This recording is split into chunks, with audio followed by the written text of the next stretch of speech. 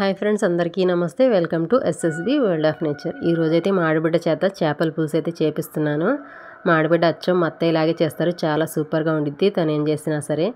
ఇక్కడ నేను చెప్పేలోపే తనైతే స్టవ్ వెలిగించేసి గిన్నె అయితే పెట్టేశారు. ఇప్పుడు ఇందులోనే ఒక 4 స్పూన్ల వరకు ఆయిల్ అయితే వేశారు. ఆయిల్ కొంచెం హీట్ అయిన తర్వాత కొన్ని ఆవాలు అయితే వేశారు. ఇవి కొంచెం చిట్పట్లాడిన తర్వాత ఇందులోనే కట్ చేసి పెట్టుకున్న ఆనియన్స్ అలాగే పచ్చిమిర్చి అయితే వేశారు. ఇవి చక్కగా మనం ఫ్రై చేసుకోవాలి. ఇప్పుడు ఇందులోనే కరివేపాకు కూడా వేసుకోవాలి. చూడండి, కరివేపాకు అయితే వేసేసారు. నాకైతే ఎప్పుడు చేపల పులుసు చేసినా ఒక విషయం అయితే బాగా గుర్తొచ్చింది. ఒకసారి మా చెల్లెలు వాళ్ళ ఇంటికైతే వెళ్ళాను. అక్కడైతే నేనే చేపల పులుసు చేశాను. ఇంకా తినేటప్పుడు మా పిన్ని వాళ్ళ పిల్లలు అయితే ఉన్నారు. ఎలా చేసామని అడిగితే చెప్పాను. ఇలా ఆవాలు అలా వేసి కరివేపాకు అన్నీ వేసి ఇలా చేస్తామని చెప్పేసి వాళ్ళు కొంచెం షాక్ అయ్యారు. అంటే గుంటూరు సైడు ఆవాలు అవి వేయరు ఎక్కువగా, ఎవరైనా వేస్తారేమో నాకైతే తెలియదు. మా ఫ్యామిలీలో అయితే ఎవరు వేయరు. ఇంకా నెల్లూరు సైడ్ అయితే మామిడికాయ, ఆవాలు, కరివేపాకు అయితే కంపల్సరీగా వేస్తారు, ఏ చేపల పులుసు అయినా సరే.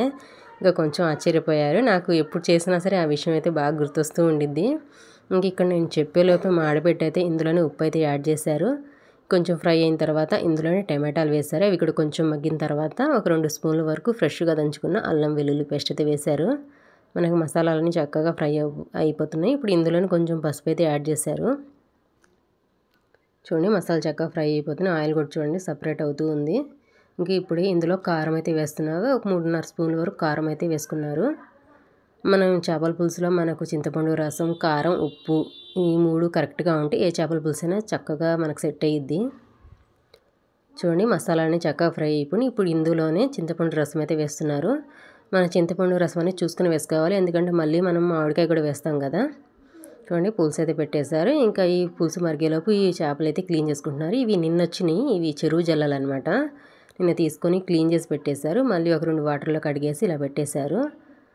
ఇవన్నీ జల్లలే అనమాట, పక్కిలు అలాంటివి ఏం లేవు. ఇవి బాలింతలు కానివ్వండి మన పత్యానికైనా తినేయచ్చు, ఎందుకంటే ఇవి చెరువు కాబట్టి ఏటి అయితే తినరు తొందరగా, ఇవి అయితే తినేయచ్చు. ఇంక ఇక్కడైతే పులుసు అయితే మరుగుతూ ఉంది. మనం క్లీన్ చేసి పెట్టుకున్న చేపలు అయితే వేసేస్తున్నారు. చేపలు అయితే అన్నీ వేసేసారు. ఇప్పుడైతే ఒకసారి గరిటతో అయితే కలిపేస్తున్నారు. మనం ఇప్పుడే వేసాం కాబట్టి చేపలు అవి చిన్న చేపలు కాబట్టి కొంచెం ఇవి ఒకసారి కలిపేశారు. ఇంకా తర్వాత అయితే ఇంక గరిటె పెట్టరనమాట. చూడండి, మన పులుసు అయితే మరుగుతూ ఉంది. ఇప్పుడు ఇందులోనే 1.5 స్పూన్ వరకు జీలకర్ర, మెంతుల పొడి అయితే వేస్తున్నారు. చూడండి, చక్కగా మరుగుతుంది కదా. పైన చూడండి ఆయిల్ అనేది మనకు కొంచెం పైన తేటలాగా వచ్చింది కదా. ఈ టైంలో అయితే మనం మామిడికాయ వేసుకోవాలి.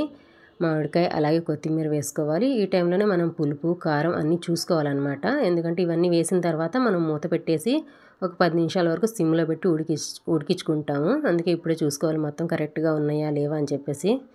చూడండి, అన్నీ వేసేసారు కదా. ఇప్పుడైతే మూత పెట్టేస్తున్నారు. చూడండి, 10 నిమిషాల తర్వాత అయితే మనకు చేపల పులుసు అయితే రెడీ అవుతుంది.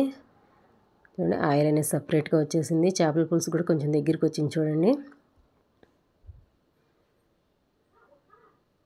పర్ఫెక్ట్గా అయితే మన చేపల పులుసు అయితే రెడీ అవుతుంది. మామిడికాయ ముక్కలు కూడా చక్కగా మనకు ఉడికిపోయి ఉంటాయి. ఇంకో 2-3 నిమిషాలు పెట్టేస్తే మన చేపల పులుసు అనేది రెడీ అయిపోయిద్ది. ఇంతే ఫ్రెండ్స్, చాలా ఈజీ. మీకు కనుక వీడియో నచ్చినట్టయితే లైక్ చేయండి, కామెంట్ చేయండి, షేర్ చేయండి. అలాగే ఫస్ట్ టైం కనుక మా ఛానల్ చూస్తున్నట్టయితే సబ్స్క్రైబ్ చేసుకోండి. అలాగే మీకు ఏమైనా కొత్త వెరైటీ వంటలు కావాలంటే కామెంట్ చేయండి, తప్పకుండా షేర్ చేస్తాను. Thank you for watching.